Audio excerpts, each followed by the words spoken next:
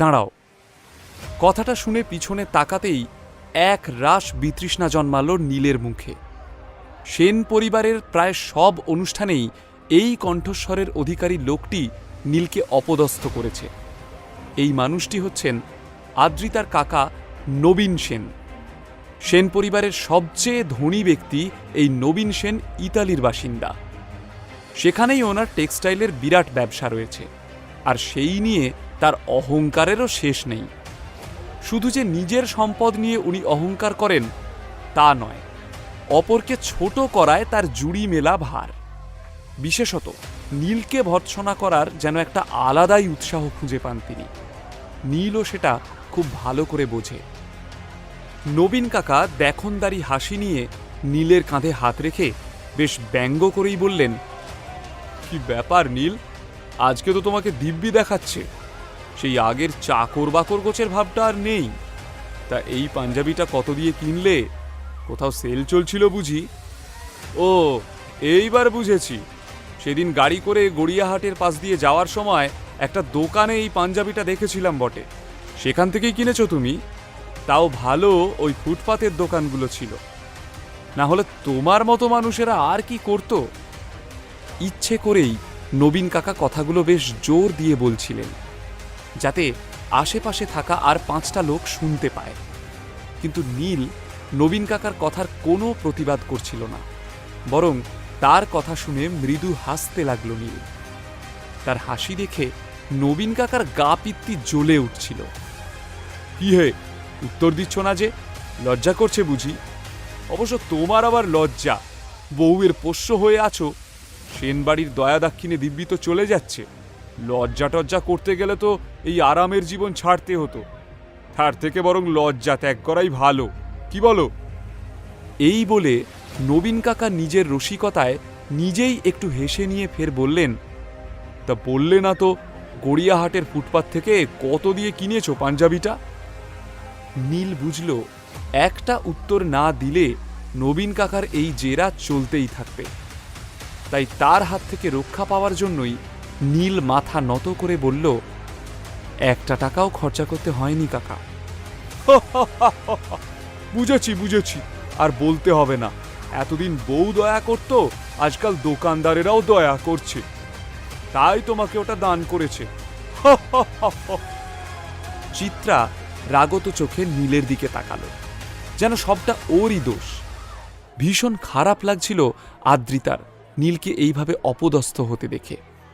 মনে মনে সেও ভাবছিল, নীলকে তো সে 10,000 টাকা দিয়েছিল নতুন জামা কাপড় কেনার জন্য। তাহলে কি নীল টাকা বাঁচানোর জন্য সত্যি সত্যি গড়িয়াহাটের ফুটপাত থেকে এই পাঞ্জাবিটা কিনল? নিজের উপর রাগ হচ্ছিল আদ্রিতার। এর চেয়ে নিজে কিছু একটা কিনে দিলে ভালো হতো। কেন যে সে এই অপদার্থটার উপর ভরসা করতে গেল? ভেবেছিল এবার অন্তত মান রক্ষা হবে, কিন্তু এবারেও মুখ ডোবালো নীল। নীলকে নিয়ে হাসি ঠাট্টা শেষ হওয়ার পর এবার নবীন কাকার আক্রমণের পালা আদ্রিতাকে। বিরস বদনে আদ্রিতাকে দাঁড়িয়ে থাকতে দেখে নবীন কাকা ওর কাছে এলেন এবং আপাদমস্তক জরিপ করে বললেন, এ কি আদ্রিতা, নীল না হয় একটা ভিখারি বাড়ির ছেলে, কিন্তু তুমি তো সেন বাড়ির মেয়ে। ছোট থেকেই বড়লোকির মধ্যে মানুষ হয়েছ, তবে তোমার এমন দশা কেন? আদ্রিতা বুঝতে পারে না কোন দিক থেকে আক্রমণটা করতে চলেছেন নবীন কাকা। সে একটু অপ্রস্তুতভাবে গলার হারে শাড়িতে হাত বোলায়। মুখ বেঁকিয়ে নবীন কাকা বললেন, টেক্সটাইলের বিজনেস করি, কাপড় দেখেই তার মূল্য বুঝে যাই। তোমার শাড়িটা খুব বেশি হলে 15,000 হবে কি, তাই তো? ছি ছি ছি, সেন ম্যানসনে পার্টি আর তুমি সেখানে এত সস্তার একটা শাড়ি পরে চলে এসেছো, আমি তো ভাবতেই পারছি না। আমাকে দেখো, স্পেশালি আজকের অনুষ্ঠানের জন্য আমার ইটালিয়ান ডিজাইনারকে দিয়ে এই স্পেশাল স্যুটটা বানিয়েছি। হ্যাঁ, 5 লাখ পড়লো, তবে সে পড়ুক। পারিবারিক অনুষ্ঠানের কাছে এই টাকা তো নস্যি, আমার কাছে আবার ফ্যামিলি ফার্স্ট। আশেপাশে থাকা সকলের মধ্যে একটা বিস্ময়পূর্ণ গুঞ্জন শোনা গেল। 5 লাখ টাকার স্যুট, তাও আবার ইটালিয়ান ডিজাইনারকে দিয়ে? বাপরে, এটা ভাবাই যায় না। নবীন কাকা মনে মনে বেশ আনন্দ পাচ্ছিলেন। উনি সারাক্ষণই লাইমলাইটে থাকতে চান। হয় সকলে ওনার প্রশংসা করবে, না হয় ওনার ঐশ্বর্যকে ঈর্ষা করবে। একটা পরিতৃপ্তির হাসি ফুটে উঠল নবীন কাকার মুখে। অন্যদিকে মাটিতে মিশে যেতে ইচ্ছে করছিল আদ্রিতার। পরিবারের এই টক্সিক দেখনদারিতে পাল্লা দিতে দিতে সে যেন ক্লান্ত। এতক্ষণ নীলের মুখে মিটিমিটি হাসি ছিল, কিন্তু এবার তারও মুখ শুকিয়ে গেল। আসলে নিজের অপমান সে মেনে নিতে পারলেও তার স্ত্রী আদ্রিতাকে কেউ কিছু বললে সেটা সে একেবারেই সহ্য করতে পারে না। নীল এগিয়ে গেল নবীন কাকার দিকে। যেভাবে পার্টির একদম শুরুতেই নীলের ঘাড়ে হাত রেখে কথা বলেছিলেন নবীন কাকা, ঠিক সেভাবেই নবীন কাকার ঘাড়ে হাত রাখল নীল। এত তাড়াতাড়ি আদ্রিতার পোশাকের সম্পর্কে এমন সিদ্ধান্ত নিয়ে ফেললেন নবীন কাকা?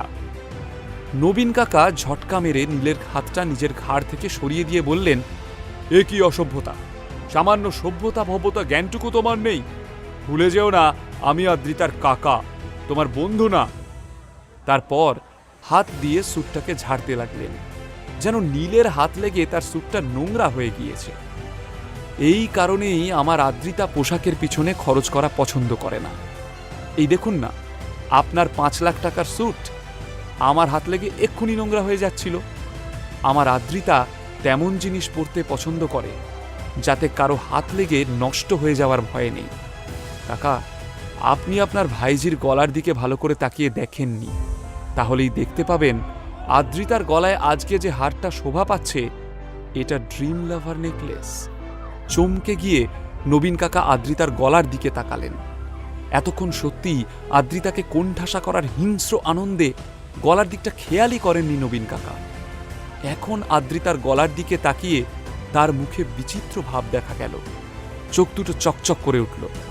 পার্টি হলে উপস্থিত সেন পরিবারের বাকি সদস্যরা সকলেই নীলের কথায় চমকে তাকিয়েছে আদ্রিতার গলার দিকে। সত্যিই তো, আদ্রিতার গলায় যে নেকলেসটা রয়েছে সেটা তো ড্রিম লাভার নেকলেস। সারা ভারতবর্ষে যে নেকলেস মাত্র 10 জন মহিলার কাছে রয়েছে, তারই একটা এখন শোভা পাচ্ছে আদ্রিতার গলায়। আদ্রিতার মলিন বিষণ্ণ মুখে এতক্ষণে হাসি ফুটে উঠল। এক মুহূর্তের মধ্যেই পার্টির মধ্যমণি হয়ে উঠল আদ্রিতা, তার মুখে বিজয়ীর হাসি। এইভাবে যে হেরে যেতে হবে এটা নবীন কাকা ভাবতেও পারেননি। ড্রিম লাভার নেকলেস না ছাই, এত টাকা তোমাদের কাছে এলো কোথা থেকে শুনি? নিশ্চয়ই ওই নেকলেস নকল। এটা কিন্তু নবীন কাকা একেবারেই আক্রোশের বশে বলেছিলেন। তিনি ওই নেকলেসটার দিকে এক ঝলক তাকিয়েই পরিষ্কার বুঝতে পেরেছিলেন ওটা সত্যিই ড্রিম লাভার নেকলেস। সে আপনার বিশ্বাস করতে হয় করুন, না হলে করবেন না। আপনার বিশ্বাস অবিশ্বাসের ওপর তো আর হীরের দাম কমে যাবে না। আর হ্যাঁ, জীবনে টাকার থেকে মুখ তুললে দেখতে পাবেন ভালোবাসা বলেও একটা বস্তু রয়েছে। আদ্রিতা বিস্মিত চোখে দেখছিল নীলকে। কেমন একটা প্রোটেক্টিভ হাজব্যান্ডের মতো আদ্রিতার জন্য দুনিয়ার সাথে লড়ে যাচ্ছিল নীল। অজান্তেই আদ্রিতার চোখে একটা ভালো লাগাও জন্মাচ্ছিল। নবীনকে কখনো কেউ এভাবে কিচ্ছু বলার সাহস পায়নি। নীলের স্পর্ধা দেখে সবাই অবাক। আহ নীল, চুপ করো, বড়দের সাথে কিভাবে কথা বলতে হয় জানো না? তারপর নবীন সেনের দিকে ফিরে বলল, কিছু মনে করো না নবীন, নীল ছেলে মানুষ, একটু শর্ট টেম্পার, কখন কাকে কি বলে ফেলে। ও তো তোমার চেয়ে অনেক ছোট, ক্ষমা ঘেন্না করে দিও। থাক বৌদি, শাক দিয়ে আর মাছ ঢাকতে হবে না। ইয়ে মানে কাবেরী আর তোমার মেয়ে স্নিগ্ধা কেমন আছে? নবীন সেন এত সহজে ছাড়ার পাত্র নন। খারাপ থাকতে যাবে কেন? খুব ভালো আছে। ওরা এখন ইতালিতে, আসছে বছরই স্নিগ্ধার বিয়ে। জামাই আমার আমেরিকার সেটেলড ডাক্তার, যার তার কাছে তো আর মেয়ে গছিয়ে দিতে পারি না। বংশের সম্মানটা তো নিজেদেরকেই ধরে রাখতে হবে। চিত্রার কাছে ব্যাপারটা যেন হলো গাল বাড়িয়ে চড় খাওয়ার মতো। নীলকে নিয়ে বরাবরই তাকে কথা শুনতে হতো, কিন্তু আজকে একটু বেশি বাড়াবাড়ি হয়ে গিয়েছে। নবীনের কথাগুলো শুনে চিত্রার মুখ শুকিয়ে গেল। যতটুকু ভালো লাগা আদ্রিতার মনে জন্মেছিল, মায়ের ম্লান মুখ দেখে তা কর্পূরের মতো উবে গেল। রাগের বশে নীলের পাঞ্জাবিটা খামচে ধরল আদ্রিতা। ওর চোখে মুখে আক্রোশ এবং ঘেন্না। নীলও চমকে উঠল আদ্রিতাকে দেখে। এবারেও কি আদ্রিতা তাকেই ভুল বুঝল?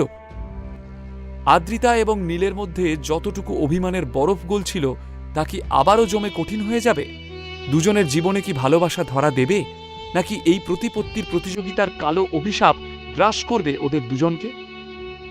কি হলো, এত তর্কাতর্কি কিসের? রাগের বশে নীলকে কিছু একটা বলতে যাচ্ছিল, কিন্তু হঠাৎই এই কথাটা শুনে থমকে দাঁড়ালো আদ্রিতা। শুধু আদ্রিতা নয়, সেন পরিবারের সকলেই নিজের নিজের জায়গায় উঠে দাঁড়ালো। নবীন সেনও নিজের স্যুটটাকে একবার ভালো করে ঠিক করে নিয়ে হাসি হাসি মুখে ফিরে তাকালেন। সেন ম্যানসনের বহু পুরনো কাজের লোক হুইল চেয়ার ঠেলে এই পরিবারের সবচেয়ে বরিষ্ঠ সদস্যা শ্রীমতী কল্যাণী সেনকে পার্টিতে নিয়ে এলো। ইনি আদ্রিতার ঠাকুমা। তিনিই সবাইকে আমন্ত্রণ জানিয়েছিলেন। বয়স ৯০ হলেও এখনো বেশ শক্ত সমর্থ। আজও তার দাপটে পরিবারের সকলেই থরহরিকম্প। পারিবারিক ব্যবসাতেও বাকিদের মতো তিনিও যথেষ্ট মাথা খাটান।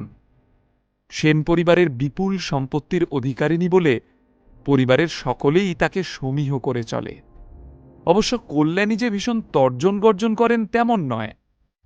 তার মুখে সবসময়ই একটা হাসি লেগে রয়েছে, কিন্তু তার এই হাসি মুখের আড়ালে যে একটা কঠিন রূপ লুকিয়ে রয়েছে তা কারোরই অজানা নয়। কল্যাণী সেন আসার পরই নবীন হন্তদন্ত হয়ে এগিয়ে গেলেন মায়ের দিকে। নবীনকে দেখে কল্যাণীর মুখে হাসি ছড়িয়ে পড়ল, কিন্তু নীল ওনার পায়ে হাত দিয়ে প্রণাম করতে গেলেই কল্যাণীর সেই হাসিটা মুহূর্তে উধাও হয়ে গেল। বরং নীল আদ্রিতা এবং চিত্রাকে দেখে তার মুখে একটা প্রচ্ছন্ন বিরক্তির ছাপ দেখা দিল। আসলে শুধু নীল নয়, চিত্রা এবং আদ্রিতাকেও খুব একটা পছন্দ করেন না কল্যাণী সেন। বড় ছেলের মৃত্যুর পর থেকে বৌমা এবং নাতনির সঙ্গে কোনো যোগাযোগই নেই তার। শুধুমাত্র লোকনিন্দা এড়াতে এসব অনুষ্ঠানে মা মেয়ের ডাক পড়ে।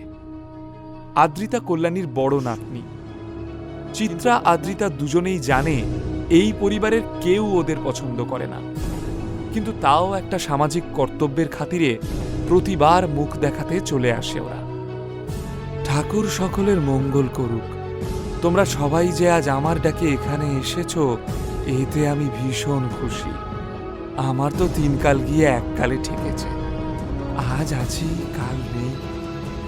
যতদিন বেঁচে আছি তোমাদের এভাবেই একজোট দেখতে চাই, তাতেই আমার শান্তি। চলো এবার খেতে বসা যাক। প্রত্যেকটা অনুষ্ঠানেই এলাহি খাবারের ব্যবস্থা করেন কল্যাণী সেন। সব মিলিয়ে একেবারে রাজকীয় আয়োজন। সবার খাওয়া দাওয়া শেষ হতেই কল্যাণী সবাইকে কাছে ডাকলেন এবং গলা খাঁকড়ে বললেন, আজকে তোমাদের এখানে ডাকার পিছনে আমার একটা উদ্দেশ্য রয়েছে। সবার মধ্যে একটা গুজগুজ ফুসফুস শুরু হয়ে গেল। কল্যাণী সেন সবাইকে একসাথে কি বলার জন্য ডাকলেন? একটু বিরতি নিয়ে কল্যাণী সেন আবারও শুরু করলেন। রয়চৌধুরী গ্রুপ অফ ইন্ডাস্ট্রিজ আগামী ২-৩ দিনের মধ্যেই তাদের নতুন সিইওকে নিযুক্ত করতে চলেছে। এটা কিন্তু এখনো কেউ জানে না, যাকে বলে একেবারে ঘোড়ার মুখের খবর, বুঝেছ? কথাটা শোনার সঙ্গে সঙ্গেই সেন পরিবারের সকলে নিজেদের মধ্যে মুখ চাওয়াচাওয়ি করতে লাগল। এমন একটা খবর যে সত্যিই আলোড়নকারী তা অস্বীকার করার উপায় নেই। সকলের মনেই তখন কৌতূহল, এমন একটা সিদ্ধান্ত কেন নিচ্ছে রায়চৌধুরীরা? কি এমন ঘটল যে এমন একটা সিদ্ধান্ত নেওয়ার প্রয়োজন হল?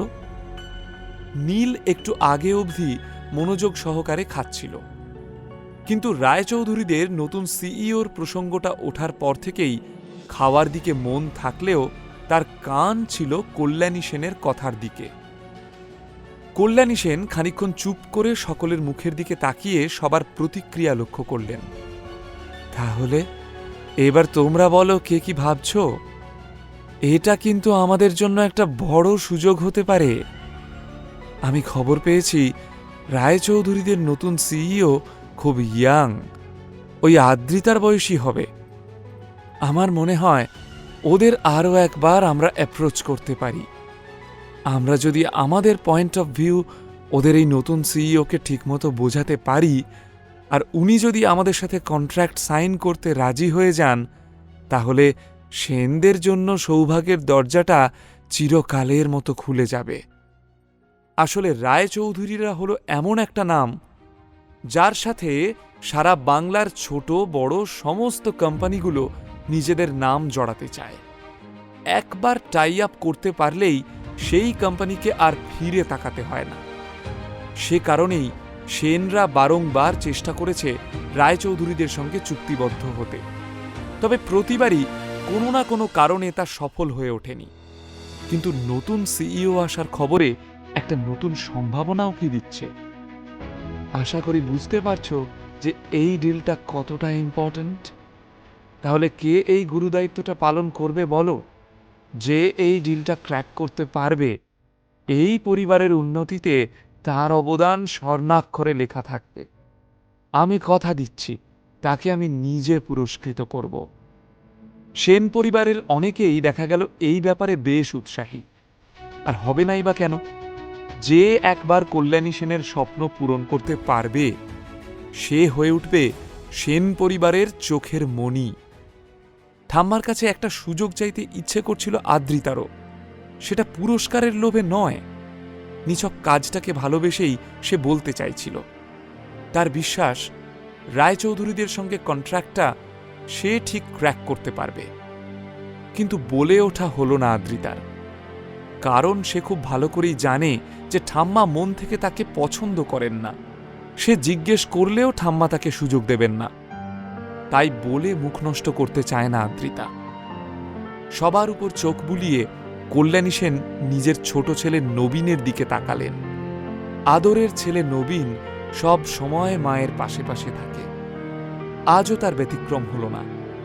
আহ্লাদিত গলায় কল্যাণী বললেন, বাবা নবীন, তোমার উপর আমার অনেক ভরসা। আমি ভেবে দেখলাম এই পরিবারে তোমার থেকে যোগ্য প্রার্থী আর কেউ নেই, তাই এই দায়িত্বটা আমি তোমাকেই দিতে চাই। তুমি রায়চৌধুরীদের নতুন সিইওর সঙ্গে দেখা করে আমাদের তরফ থেকে ডিলটা ক্র্যাক করবে। দেখো, আমার ভরসার যেন অমর্যাদা না হয়। কল্যাণীর কথায় কেউ খুশি মনে, কেউ বা লোক দেখানো হাসি মুখে হাততালি দিয়ে উঠল। নিজের প্রশংসা শুনে নবীন আনন্দে গদগদ হয়ে উঠলেন। এক গাল হেসে মাকে বললেন, তুমি কিছু চিন্তা করো না মা, আমার এত বছরের অভিজ্ঞতা, ইতালিতে আমার ব্যবসার সুখ্যাতি তো তুমি নিজের কানে শুনেছ। এই ডিলটা আমি ক্র্যাক করবই, তুমি দেখে নিও। খুব শিগগিরই তোমার কাছে আমি সুখবর নিয়ে আসব। জানি রে জানি, পারলে তুইই পারবি। তারপর কল্যাণী হাসি মুখে ছেলের সঙ্গে ব্যবসার ব্যাপারে কথা বলতে লাগলেন। নবীনও নিজের কৃতিত্ব যতটা পারা যায় ফুলিয়ে ফাঁপিয়ে জাহির করতে লাগল।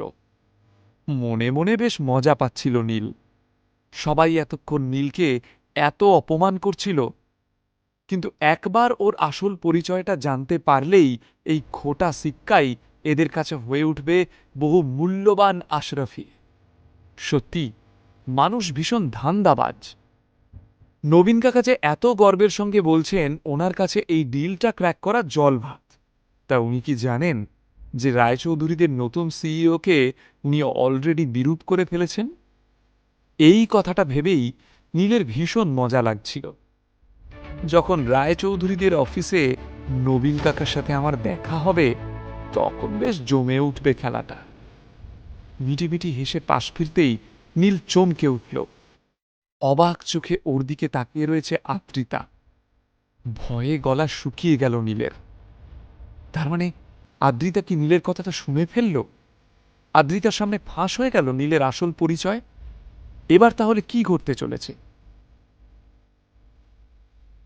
নীল বেশ ভ্যাবাচাকা খেয়ে আদ্রিতার দিকে তাকিয়েছিল। আদ্রিতা, আসলে আমি... মজায় আছো তাই না? হেসে খেলে বেড়াচ্ছ, লাইফে তো কোনো টেনশন নেই। নীলের উপর রাগ দেখিয়ে সেখান থেকে চলে গেল আদ্রিতা। তবে স্বস্তির নিঃশ্বাস নিল নীল। যাক বাবা, আদ্রিতা কিছু শুনতে পায়নি। আসলে তখন আদ্রিতার মনে অনেক কথা একসঙ্গে তোলপাড় করছে। ডিল ক্র্যাক করার দায়িত্বটা নবীন কাকার বদলে তাকেও তো দিতে পারত ঠাম্মি। একবার সুযোগ পেলে সে প্রমাণ করে দিত আদ্রিতা তার বাবার যোগ্য উত্তরাধিকারী। ঠাম্মির সুনজরেও পড়ত সে। তার প্রতি যে বিরূপতা ঠাম্মির রয়েছে হয়তো সেটা কেটে যেত। সবথেকে বড় কথা, আদ্রিতার বিজনেসে ফান্ডিংয়ের প্রয়োজন। যদিও বিজন সেন কর্পোরেশনে বিনিয়োগ করে, কিন্তু বিজন এবং রায়চৌধুরীদের মধ্যে আকাশ পাতাল তফাৎ। রায়চৌধুরীদের সাথে ডিলটা ক্র্যাক করলেই আদ্রিতার ফান্ডিংয়ের চিন্তা চিরদিনের মতো দূর হয়ে যেত। সেই ক্ষোভটাই আদ্রিতা জাহির করল নীলের উপর। ভীষণ ক্লান্ত লাগছিল আদ্রিতার। বাড়ি ফিরেই কোনো রকমে নিজের সাজ পোশাক পরিবর্তন করে স্নান সেরে সে বিছানায় এসে শুয়ে পড়ল। কিন্তু চিন্তায় চোখে ঘুম এলো না। আজ পূর্ণিমা, রূপলি চাঁদের জ্যোৎস্না জানলা দিয়ে এসে ঘরে পড়েছে। নীল দেখল আলো আধারি সেই ঘরে একটা সিফনের নাইট গাউন পরে রয়েছে আদ্রিতা। ভীষণ মায়াবী দেখাচ্ছে ওকে। পায়ে পায়ে আদ্রিতার বিছানার কাছে গিয়ে দাঁড়ায় নীল। আজ ওর ভীষণ ইচ্ছে করছে সব গণ্ডি ভেঙে আদ্রিতার কাছাকাছি পৌঁছে যেতে। আদ্রিতা অন্যমনস্কভাবে পাশ ফেরার সময় বিছানার পাশে নীলকে দাঁড়িয়ে থাকতে দেখে চমকে ওঠে। এ কি, তুমি কি করছো এখানে? আমাদের চুক্তিগুলো ভুলে গেলে নাকি? ফুলশয্যার রাতেই কিন্তু আমি স্পষ্ট জানিয়ে দিয়েছিলাম যে তুমি আমাকে কখনো ছোঁয়ার চেষ্টাও করবে না। কিন্তু নীল এক মনে দাঁড়িয়ে দেখল আদ্রিতাকে। ভুল বুঝছো আদ্রিতা, আমি একটা কথা বলতে এসেছি। নবীন কাকা কখনো রায়চৌধুরীদের সঙ্গে ওই ডিল ক্র্যাক করতে পারবেন না। পারলে একমাত্র তুমিই পারবে। এবার দুশ্চিন্তা না করে ঘুমিয়ে পড়ো লক্ষ্মীটি। কথাটা বলে আর এক মুহূর্ত দাঁড়ালো না নীল। মেঝেতে নিজের বিছানায় এসে শুয়ে পড়ল।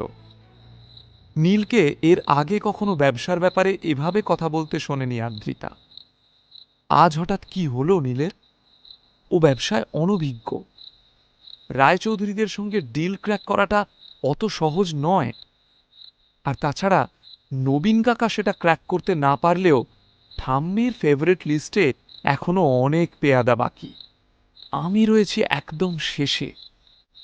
তাহলে নীল কি করে এত কনফিডেন্সের সাথে এই কথাগুলো বলল? ও কি আমাকে সান্ত্বনা দিচ্ছিল? এতটা কি সত্যিই আমার জন্য ভাবে নীল? আকাশ পাতাল ভাবতে ভাবতে ঘুমিয়ে পড়ল আদ্রিতা। মাঝের 4টে দিন যেন চোখের পলকে কেটে গেল। অবশেষে রয় চৌধুরী ইন্ডাস্ট্রিজের নতুন সিইওর জয়নিংয়ের দিন এসে উপস্থিত। সকাল সকালই শশাঙ্ক রায়চৌধুরীর ফোন পেয়েছে নীল। তিনি খুবই উত্তেজিত। আজকে তার নাতি অফিসের দায়িত্বটা নিলে তিনি নিশ্চিন্ত হন। প্রতিদিনের মতো সেদিনও আদ্রিতা অফিসে বেরিয়ে যাওয়ার পরপরই নীল নিজের সাধারণ পোশাকেই তৈরি হয়ে নিল। ইচ্ছে করেই তেমন সাজগোজ করল না। শাশুড়িমা বেকার সন্দেহ করবে। এই মুহূর্তে নীল চায় না যে আদ্রিতা বা চিত্রা তার আসল পরিচয় জানুক। তাই চিরাচরিত ভঙ্গিতেই যথারীতি নিজের পক্ষীরাজে চড়ে রওনা হয় রায়চৌধুরী ইন্ডাস্ট্রিজের উদ্দেশ্যে। রায়চৌধুরীদের অফিসটা শহরের অন্যান্য উল্লেখযোগ্য বিল্ডিংগুলোর মধ্যে অন্যতম। প্রতিটা ফ্লোরেই রায়চৌধুরীদের নানান রকম কাজকর্ম চলে। একাধিক ব্যবসায় বিনিয়োগ করে এই রায়চৌধুরীরা, তার মধ্যে ফিল্ম ইন্ডাস্ট্রিজও একটা। তাই বড় বড় নামী শিল্পীদেরও যাতায়াত রয়েছে এখানে। রয় চৌধুরী ইন্ডাস্ট্রিজের বিশাল বড় পার্কিংয়ে যখন নীল পৌঁছালো, তখন অলরেডি সেখানে প্রচুর নামিদামি গাড়িরা জায়গা করে নিয়েছে। নীলের আফসোস হলো, এই স্কুটারটা তার কাছে পক্ষীরাজ হলেও এই ব্র্যান্ডেড গাড়িগুলোর ভিড়ে সবার নজর যাবে স্কুটারটার দিকে। এই কোম্পানির সিইও এমন একটা স্কুটারে এসেছেন দেখলে শুধু যে তার দাম কমে যাবে তাই নয়, হয়তো রায়চৌধুরী কোম্পানিরও ভ্যালু কমে যেতে পারে। তাই নীল ঠিক করলো স্কুটারটা এখানে রাখার বদলে রাস্তার উল্টো দিকের ফুটপাতের ধারে পার্ক করে রেখে যাবে। যেমন ভাবা তেমন কাজ। স্কুটারটা পার্ক করে রয়চৌধুরী ইন্ডাস্ট্রিজের বিশাল বিল্ডিংয়ের দিকে এগিয়ে গেল নীল। আর ঠিক তখনই একটা বিকট শব্দ শুনে পিছনে তাকাতেই চমকে উঠল সে। একটা লাল রঙের বিলিতি গাড়ি অতি স্পিডে ছুটে এসে নীলের স্কুটারটাকে ধাক্কা মেরেছে। আর সেই ধাক্কা সামলাতে না পেরে ছিটকে পড়েছে তার স্কুটার। বিশ্রীভাবে তেবড়ে গেছে স্কুটারের পিছনের দিকটা। এ কি আমার স্কুটার! নীল হা হা করে উঠল। স্কুটারের কাছে গিয়ে কোনো রকমে ওটাকে টেনে তুলে দাঁড় করানোর চেষ্টা করল নীল। এই স্কুটারটা শুধুমাত্র একটা ভেহিকল নয়, এটা নীলের বন্ধুও বটে। আর বন্ধু আঘাত পেলে যেমন অন্য বন্ধুর কষ্ট হয়, রাগ হয়, ঠিক তেমনই আক্রোশে ফেটে পড়ল নীল। এই বেরিয়ে আয় শালা, চোখে দেখতে পাস না এত বিজি একটা রাস্তায় এইভাবে জোরে গাড়ি চালাচ্ছিস? দেখ ওর কি অবস্থা করেছিস। ও আরও কিছু বলতে যাচ্ছিল, কিন্তু ঠিক তখনই গাড়ির দরজা খুলে একটি মেয়ে বেরিয়ে এলো।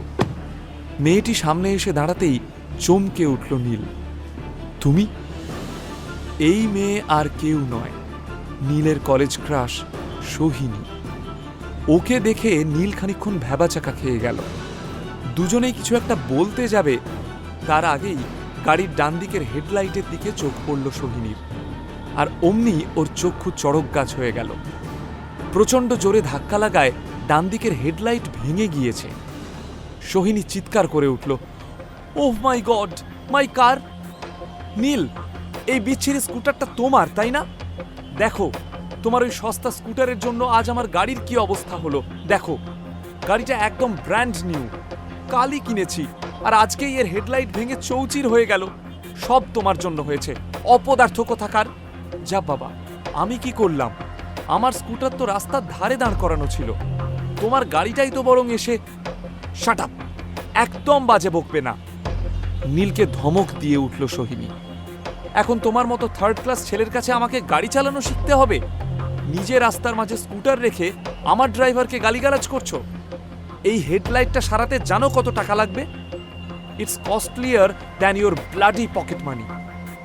এক নিঃশ্বাসে কথাগুলো বলে গেল সোহিনী। রাস্তা দিয়ে যাতায়াত করা লোকগুলো ঘুরে ঘুরে সোহিনী নীলের ঝগড়া দেখছিল। দেখো সোহিনী, তুমি ভুল করছো, এখানে কিন্তু আমার কোনো দোষই নেই। Please don't create any scene here. আমি একটা জরুরি কাজে এসেছি। ওয়াও, তুমি জরুরি কাজে এসেছো? তোমার কোনো দোষ নেই, তুমি ধোয়া তুলসী পাতা, আর আমি তো এখানে ঘাস কাটতে এসেছি, তাই না? তেলে বেগুনে জ্বলে উঠল সোহিনী।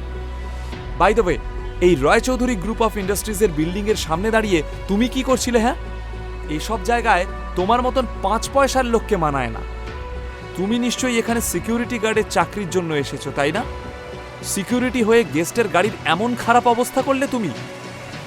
নীল কিছু বলতে যাচ্ছিল, কিন্তু তার আগেই সোহিনী খপ করে ধরল নীলের হাতটা। চলো আমার সাথে, তোমার নামে কমপ্লেইন করব। আমিও দেখি তুমি কিভাবে এখানে কাজ করো। সোহিনীর আচরণে ঘাবড়ে গেল নীল। ভেতরে রায়চৌধুরীদের সব বোর্ড মেম্বার্সরা অপেক্ষা করছে। সোহিনী যদি এভাবে নীলকে নিয়ে ঢোকে, তাহলে তো নীলের সাথে সাথে রায়চৌধুরীদেরও নাক কাটা যাবে। নীল আটকানোর চেষ্টা করলেও শক্ত হাতে সোহিনী ধরে রেখেছে নীলের কবজি। ঘাবড়ে যায় নীল, আজ বুঝি একটা কেলেঙ্কারি ঘটবে। রায়চৌধুরীদের অফিসে কি ঘটতে চলেছে? অফিসের প্রথম দিনেই কি কোনো সর্বনাশ ঘটে গিয়ে নীলের স্বপ্ন অধরা থেকে যাবে? সোহিনী যখন নীলকে টেনে নিয়ে যাচ্ছিল, তখনই রয়চৌধুরী ইন্ডাস্ট্রিজের বিল্ডিং থেকে একজন ভদ্রলোক বেরিয়ে আসে। সোহিনীকে দেখেই মুখে বিগলিত হাসি নিয়ে সে বলে, আরে সোহিনী, তুমি চলে এসেছো, তোমার কন্ট্রাক্ট পেপার জাস্ট রেডি হচ্ছে। নীল আশ্চর্য হয়ে দেখল সোহিনীর মুখে লেগে থাকা সমস্ত রুক্ষতা মুহূর্তের মধ্যেই মুছে গেল। সত্যি সোহিনী খুব ভালো অভিনেত্রী। কে বলবে যে একটু আগে ও ওভাবে গলা ফাটিয়ে ঝগড়া করছিল? সোহিনী লবঙ্গ লতিকার মতো মিষ্টি গলায় বলল, আমি তো ওপরেই যাচ্ছিলাম অরূপদা, কিন্তু দেখো না কেমন একটা বাজে ঝামেলায় ফেঁসে গেলাম। এতক্ষণে নীল আর সোহিনীর ঝামেলার জেরে বেশ কিছু লোক জমায়েত হয়েছে বিল্ডিংয়ের সামনে। কি ঝামেলা হয়েছে সোহিনী? তুমি শুধু আমাকে বলো, আমি এক্ষুনি সলভ করে ফেলছি। নীল শুধু অবাক হয়ে দেখছিল কাণ্ডটা। দেখো না, এই লোকটা স্কুটারটা আমার গাড়ির কি অবস্থা করেছে। এই ছোকরা, কে তুমি? কি ধান্দা? হ্যাঁ, ম্যাডামের গাড়িটার যা দশা করেছো, নিজেকে বিক্রি করেও তো তার জরিমানা দিতে পারবে না। নিজের ক্ষমতা দেখিয়ে সোহিনীকে ইমপ্রেস করতে চাইল অরূপ। অরূপদা, তোমরা নতুন সিকিউরিটি গার্ডের জন্য যে বিজ্ঞাপনটা দিয়েছিলে না, মনে হয় সে বিজ্ঞাপন দেখেই কাজ চাইতে এসেছে। তুমিই বলো অরূপদা, যে এতটা কেয়ারলেস, স্কুটার কিভাবে পার্ক করতে হয় তাই জানে না, সে এত বড় একটা কোম্পানিতে সিকিউরিটি গার্ডের চাকরি করার যোগ্য? নীল চুপচাপ শুধু তামাশাটা দেখে যাচ্ছিল, মুখে কিছু বলছিল না। একদম ঠিক কথা, একেবারেই যোগ্য নয়, ওকে আমি শায়েস্তা করছি। তারপরই নীলকে ধমক দিয়ে অরূপ বলল, এই কি চাই? হ্যাঁ, কোনো চাকরি বাকরি হবে না, যাও ভাগো। আরে আচ্ছা, মুশকিল তো, দোষটা ওনার আর আপনি আমায় কথা শোনাচ্ছেন। আর ওনার তো সামান্য হেডলাইটই ভেঙেছে, আমার দেখুন তো পুরো স্কুটারটাই একদম থেতলে গেছে। উল্টে আমারই ক্ষতিপূরণ চাওয়া উচিত। দেখলে অরূপদা, দেখলে, এটাই ওর আসল ধান্দা। ক্ষতিপূরণের নামে টাকা আদায় করার ফন্দি আঁটছিল। সিকিউরিটি গার্ডে চাকরি করতে এসেছিলে না? Now you are fired. ভালোই ভালোই চলে যাও বলছি, না হলে কিন্তু আমি তোমায় জেলের ঘানি টানাবো। এক্ষুনি একে ঘাড় ধাক্কা দিয়ে বের করে দাও, যেন অফিসের ত্রিসীমানায় না দেখি। আমার গায়ে কেউ যদি হাত দেয় তাহলে কিন্তু আমি নিজেই পুলিশ ডাকবো। নীলের কথায় গার্ড সহ অরূপ এবং সোহিনীও ভ্যাবাচাকা খেয়ে গেল। নীল লোকটার গলায় ঝোলানো আই কার্ড দেখে ওর নামটা পড়ল, অরূপ ঘোষ দস্তিদার, ডেপুটি HR। নীল ভেবে পায় না সে হাসবে না কাঁদবে। যার নিজেরই কাউকে ছাঁটাই করার অধিকার নেই, সে কিনা রাস্তায় দাঁড়িয়ে এত ডায়লগ দিচ্ছে। রায়চৌধুরীদের কোম্পানিতে এমন সব লোক রয়েছে বলেই কোম্পানিটা রসাতলে যেতে বসেছে। আপনি নিজের ডেজিগনেশনের বাইরে গিয়ে কথা বলছেন। কোনো এমপ্লয়িকে রাখা বা ছাঁটাই করার কোনো অধিকার আপনার নেই। কথাটা শুনে কয়েক মুহূর্তের জন্য স্তব্ধ হয়ে গেল অরূপ। একজন ডেপুটি HR কখনোই কাউকে নিয়োগ বা ছাঁটাই করতে পারে না, কিন্তু নীলের যে সেই জ্ঞানটা থাকতে পারে সেটা অরূপ বুঝতে পারেনি। তবে সোহিনীর সামনে এভাবে অপদস্থ হলে চলবে না। এই ছোকরা, তুই আমায় অধিকার শেখাবি? হ্যাঁ, দাঁড়া, আজ তোকে মজা দেখাচ্ছি। আশেপাশের লোকেদের কাছে নাটক একদম জমে উঠেছে, যেন সিনেমার ক্লাইম্যাক্স দৃশ্য।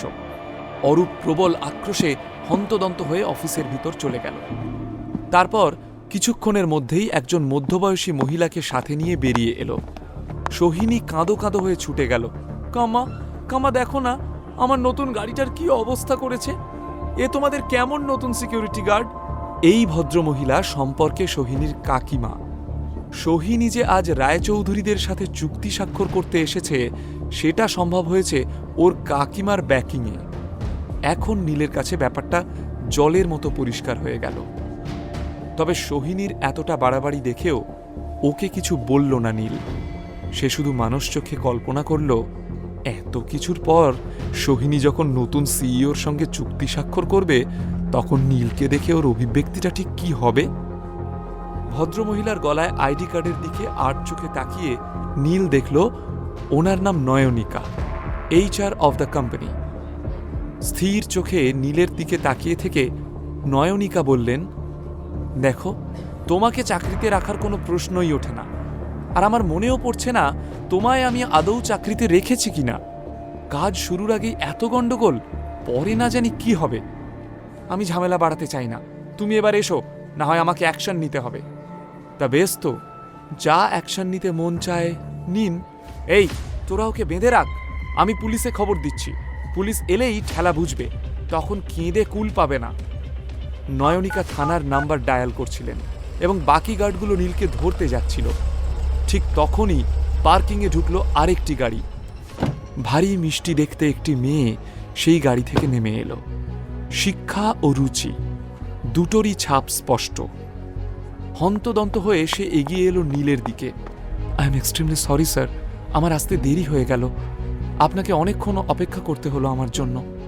শশাঙ্ক রায়চৌধুরী নিজের নাতির পার্সোনাল সেক্রেটারি হিসাবে এই নন্দিতাকেই নিযুক্ত করেছেন। It's okay. কিন্তু এসব দেখে তো নয়নিকা, অরূপ, সোহিনী সবার চক্ষু ছানা বড়া। সোহিনী বড় বড় চোখে আশ্চর্য হয়ে তাকিয়েছিল নন্দিতার দিকে। এসব কি অদ্ভুত কথা বলছে নন্দিতা? একটা সিকিউরিটি গার্ডকে সে হঠাৎ স্যার স্যার বলে সম্বোধনই বা করছে কেন? নয়নিকাও যথেষ্ট অবাক। সে নন্দিতার হাত ধরে টেনে নিয়ে গিয়ে বলল, এই নন্দিতা, তোমার মাথা ঠিক আছে তো? ও একটা সামান্য সিকিউরিটি গার্ডের চাকরি করতে আসা লোক, ওকে তুমি স্যার বলছো কেন? কার কথা বলছো? কে সিকিউরিটি গার্ড? মনে হচ্ছে তোমারই মাথাটা গেছে। কি যা তা বলছো? ওই লোকটা তো আমাদের সিকিউরিটি গার্ডের রিপ্লেসমেন্টেই এসেছে নাকি? নীল এবার মিটিমিটি হাসতে শুরু করে দিল। ও বুঝতে পারল যে খেলা এবার ঘুরে গিয়েছে। কিছুক্ষণের মধ্যেই কিস্তি মাত হবে। হিমা, না না, উনি তো আমাদের নতুন সিইও, সিকিউরিটি গার্ড হতে যাবে কেন? তারপরে নীলের দিকে ফিরে ক্ষমা চাওয়ার ভঙ্গিতে বলল, আমি ভীষণ দুঃখিত স্যার, আমার দেরি করে আসার কারণেই আপনাকে এইভাবে সকলের কাছে হ্যারাস হতে হলো। ঠিক আছে, ভুল তো মানুষ মাত্রই হয়। সোহিনী অবাক হয়ে দেখছে নীলকে। এদিকে নয়নিকা এবং অরূপও নিজেদের মধ্যে আলোচনা শুরু করেছে, এ আমাদের নতুন বস। এদিকে ভিড়ের মধ্যেও গুঞ্জন উঠেছে, এই কি বলছে রে, এই সাধারণ পোশাকের সাদামাটা লোকটা নাকি রয় চৌধুরী গ্রুপ অফ ইন্ডাস্ট্রিজের নতুন সিইও? তোমার কোথাও ভুল হচ্ছে না তো? নন্দিতা কনফিডেন্টলি নিজের হাতের ফাইলটা খুলে নয়নিকার দিকে এগিয়ে দিয়ে বলল, তোমরা না হয় নিজের চোখেই দেখে নাও, এটা আমাদের নতুন সিইওর ফাইল। শশাঙ্ক স্যার আমাকে নিজে হাতে হ্যান্ডওভার করেছিলেন। আমাদের নতুন সিইও স্যারের ফটোগ্রাফও রয়েছে। এবার আশা করি তোমাদের বুঝতে কোনো অসুবিধা হচ্ছে না যে ইনিই আমাদের নতুন সিইও। নয়নিকার ঠিক পিছনে দাঁড়িয়েছিল সোহিনী। ছবিটা দেখেই চমকে উঠল সে। বিড়বিড় করে বলল, অবিকল নীলের মতো দেখতে। ম্যাডাম, আমি তাও বলবো আপনার কিছু ভুল হচ্ছে। আমি মানছি ছবির সাথে এর চেহারার অনেক মিল আছে, কিন্তু এই সিকিউরিটি গার্ডের নাম নীল। ও আমার সাথে একই কলেজে পড়েছে, ওকে আমি বহু বছর ধরে চিনি। নয়নিকা, সোহিনী, অরূপের মুখে জিজ্ঞাসা। এবার যদি এই মারাত্মক ভুলটা ঠিক করে নেয় নন্দিতা। নীল তাকিয়েছিল সোহিনীর দিকে। সত্যি কতই না চেষ্টা করছে মেয়েটি, শুধুমাত্র আমায় ছোট করবে বলে এত প্রচেষ্টা। ইয়েস ম্যাডাম, আপনি একদম সঠিক নামটাই বললেন। আমাদের নতুন সিইওর নাম নীল রায়চৌধুরী। কথাটা শোনার সঙ্গে সঙ্গে নয়নিকা আর সোহিনী প্রায় একসঙ্গে ঝুঁকে পড়ল ফাইলের উপর। ফাইলে নতুন সিইওর নামের জায়গায় পরিষ্কারভাবে বড় বড় অক্ষরে লেখা রয়েছে নীল রায়চৌধুরী। সেটা দেখে সোহিনীর পায়ের তলার মাটি কেঁপে উঠল।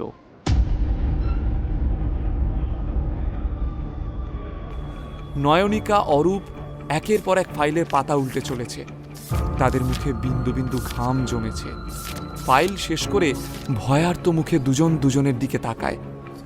হবু স্যারের সাথে প্রথম দিনই দুজনে ঝামেলা করে ফেলেছে, এবার না গর্দান যায়। স্যার, আমার দুজন কলিগের তরফ থেকে আমি ক্ষমা চাইছি, আপনি প্লিজ ভেতরে আসুন। নীল ঘাড় নেড়ে অফিসের পথে পা বাড়ালো। রিসেপশন থেকে শুরু করে সমস্ত ডিপার্টমেন্টের লোক এসে জড়ো হয়েছে।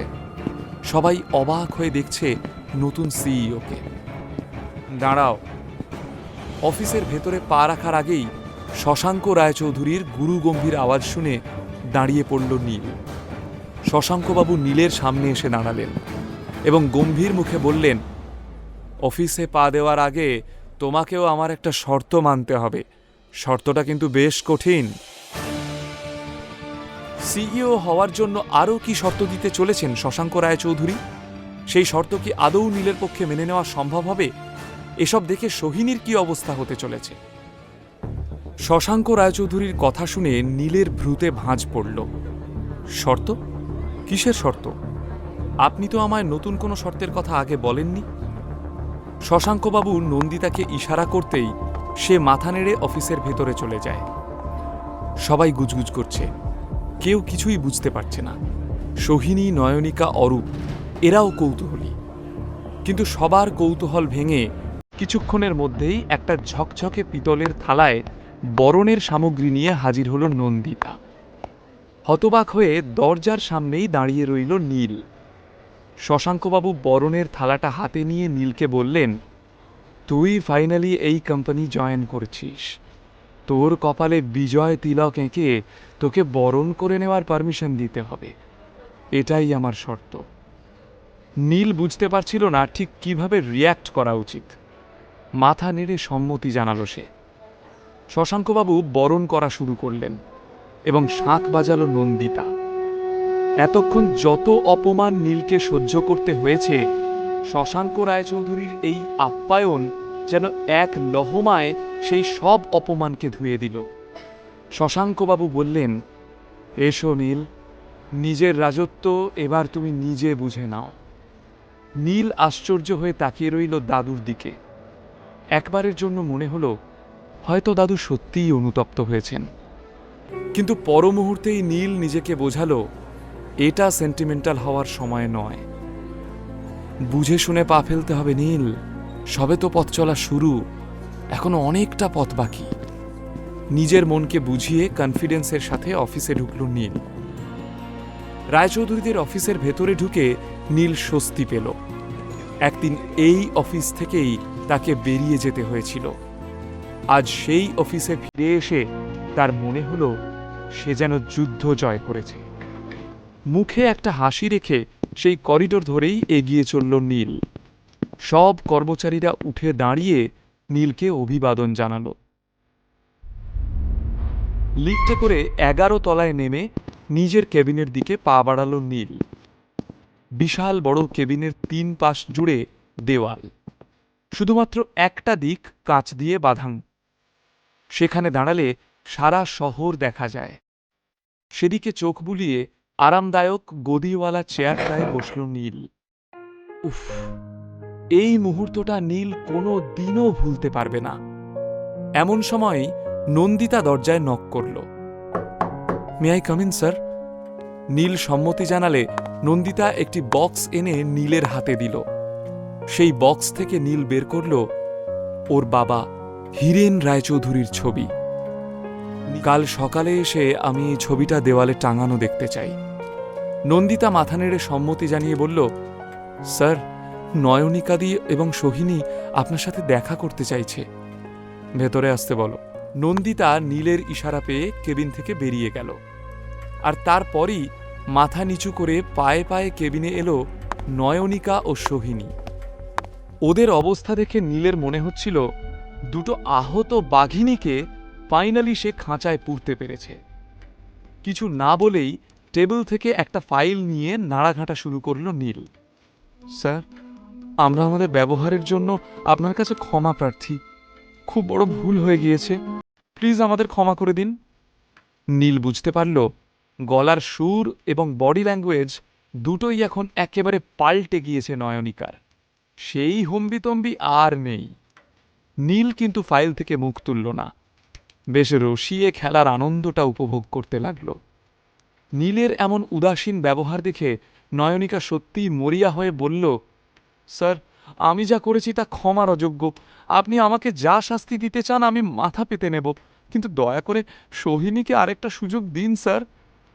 নয়নিকার করুণা ভরা সুরেও বরফ গলল না দেখে সে ইশারা করল সোহিনীকে। নীল, আমরা তো সেই কবেকার বন্ধু বলো? বন্ধুদের মধ্যে কত রকম ঠাট্টা ইয়ার্কি হয়। বন্ধু ভুল করলে তা তো বন্ধুই শুধরে দেয়। বন্ধুত্বের দাবিতে তুমি কি আমাকে একবারের জন্য ক্ষমা করবে না? অত্যন্ত নমনীয় গলায় বলল সোহিনী। ফাইলে চোখ রেখেই নীল ভাবল, যাকে অপমান করতে এতটুকু দ্বিধাবোধ করেনি সোহিনী, তাকেই এখন বন্ধুত্বের দোহাই দিয়ে সহানুভূতি ভিক্ষে চাইছে। সোহিনীর এমন গিরগিটির মতো রং বদলানো দেখে মনে মনে হাসল নীল। সোহিনী ধীর গলায় বলল, প্লিজ নীল, আমরা কন্ট্রাক্টটা সাইন করে নিই। কিসের কন্ট্রাক্ট?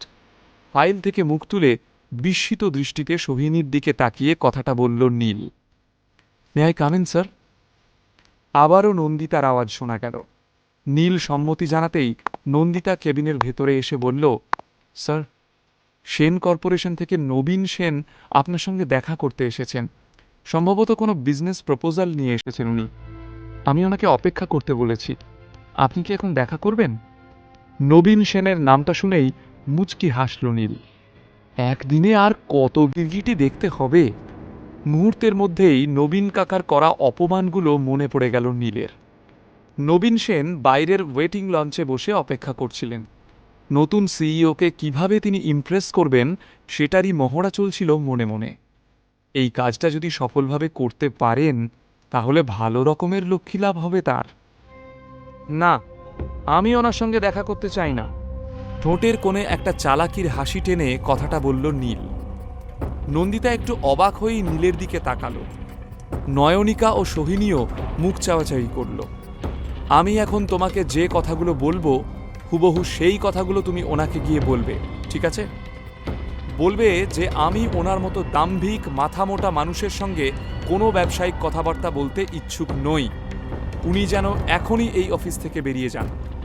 সেনদের মধ্যে যদি সত্যিই কোনো ডিজার্ভিং মেম্বার থাকে তাহলে তাকে পাঠাক তারা।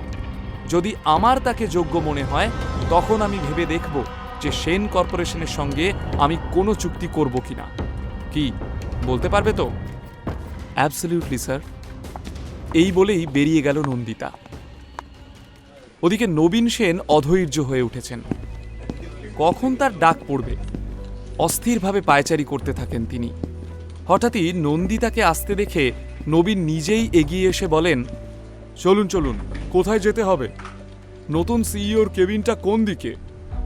নন্দিতা একটু ইতস্তত বোধ করছিল, কিন্তু তারপরই বুক ভরে নিঃশ্বাস নিয়ে নীলের বলা কথাগুলো মুখস্থ বুলির মতো গড়গড় করে আওড়ে গেল সে। প্রথমে নবীন সেনের মুখে বেশ বড় একটা চওড়া হাসি ছিল, কিন্তু নন্দিতার কথাগুলো শুনে ধীরে ধীরে ওনার মুখের ভঙ্গি পাল্টে গেল। অবাক হয়ে মনে মনে ভাবলেন, নতুন সিইও আমার সঙ্গে দেখা না করেই এতগুলো কথা শুনিয়ে দিলেন, এভাবে অপমান করলেন, কেনই বা বলবেন এই কথাগুলো? নিজের কানকে যেন বিশ্বাস হচ্ছে না নবীনের। নন্দিতা শান্তভাবে বলল, you may leave now sir. নন্দিতার কথা শেষ হওয়ার পরও বিস্মিত হতবাক নবীন সেন কিছুক্ষণ চুপ করে দাঁড়িয়ে থাকলেন।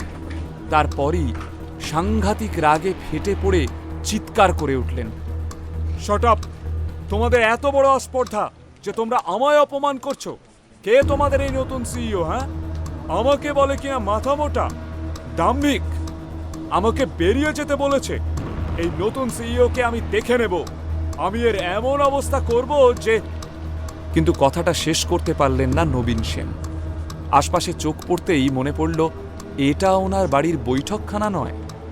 সমস্ত কর্মচারীরা তার দিকেই হাঁ করে তাকিয়ে রয়েছে। দু একজন গার্ডও এসে দাঁড়িয়েছে। নবীন বুঝতে পারলেন এখানে হম্বিতম্বি করে লাভ নেই। এটা রয়চৌধুরী ইন্ডাস্ট্রিজের অফিস। বেশি কথা বললে এরা ঘাড় ধাক্কা দিয়ে বেরও করে দিতে পারে। এমনিতেও রায়চৌধুরীরা এই ব্যবসার বাজারে বাঘা নাম, আর সেন কর্পোরেশনকে সেই তুলনায় ভিজে বেড়াল বলা চলে। নিজের রাগ দমন করে নত শিরে রায়চৌধুরীদের অফিস থেকে বেরিয়ে আসেন নবীন সেন। নিজের কেবিনের কাঁচের দরজা দিয়ে সেই দৃশ্য উপভোগ করে নীল। সেদিন সন্ধ্যায় সেন পরিবারের সকল সদস্যদের ডাক পড়ল সেন ম্যানসনে। সকলের সঙ্গেই একটা অত্যন্ত জরুরি মিটিং করতে চান তিনি।